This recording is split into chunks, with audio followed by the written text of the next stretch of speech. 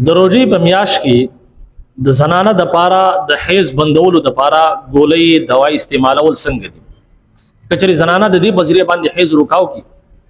او دې زنانه ته حیض را نشي، نو آیا په دغه ورځو کې چې دا زنانه روزي ونیسي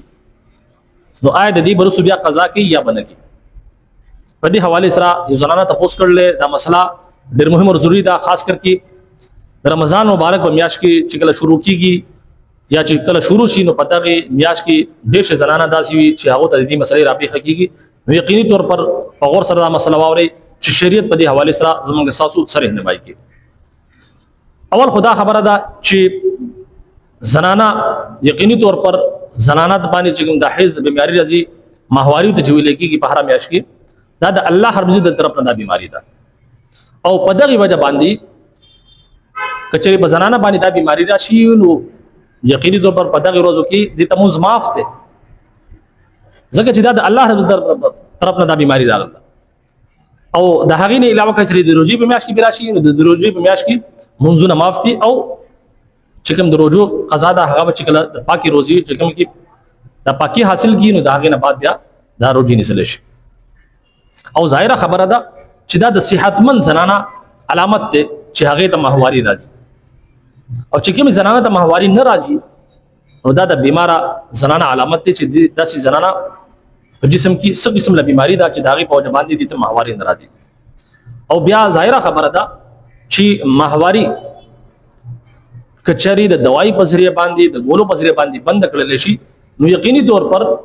د دې سره د زنانه په صحت باندې اثر کوي. د دې چې ماهواري ده هغه مخې ته کېدی شي شاته کېدی شي په هغې کې فرق راځي شي نو د دغه ماهواري په وجه باندې د زنانه چې کوم صحت ته په هغې باندې اثر پرېوتی شي، ځکه چې زنانه ته ماهواري راځي نو د دې سره د بیماریاں خارج کیږي، جسم صحیح وي، جسم چې کوم دی صحتمند وي او چې کله بیماری ته نه راځي نو په جسم کې بیا ډېر شي بیماریاں پیدا شي. بهرحال دا مسله کچري بالفرض زنانه نه په کاردار چې د استعمال نه کوي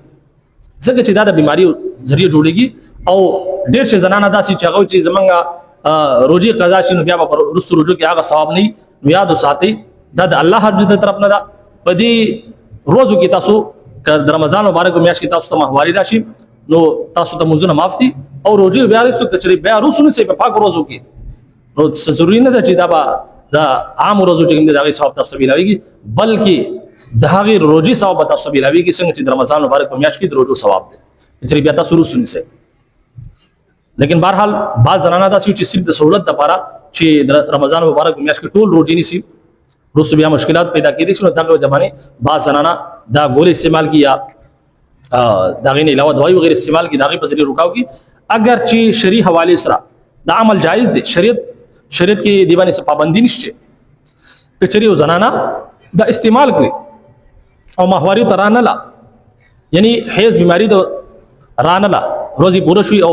حیض بند شو دي ګولو په وجه باندې دي دوايي په وجه باندې نو یقیني طور پر دا زنانه به روزي نيسي دا به مظلوم کې دا پاکه ده. بیا روستو ظاهره خبره ده دي قزانی شي ځکه چې د دې چې کوم حیض یې غرو کاو شو هغه بند شو چې حیض بند شوی دی نو دا پاکه ده چې پاکه ده نو دا به روزي نيسي او دا به چې کوم مظلوم کې د دې روزي ادا شو د دې مظلوم ادا شو. سمجھ کې مو خبر راځي روستو د دې بیا قزانی شي څنګه چې دې زنانه ته پوس کړل وای چې ما اوري دي کچري زنانه په دې کې ګولې استعمال کی دوايي استعمال کی او حیض رکاو کی او چې کوم دغه روزي په دغه کې روزي ونیسي دا غینه باوجود هم رسو قضا کې نو دا سي مسله نه ده، بلکې کچري دوايي استعمال کی او حیض بند شي حیض ترانه شي نو په دغه روزو کې ظاهره خبره ده پاکه ده او چې پاکه ده نو دا روزي نيسي چې روزي ونیسي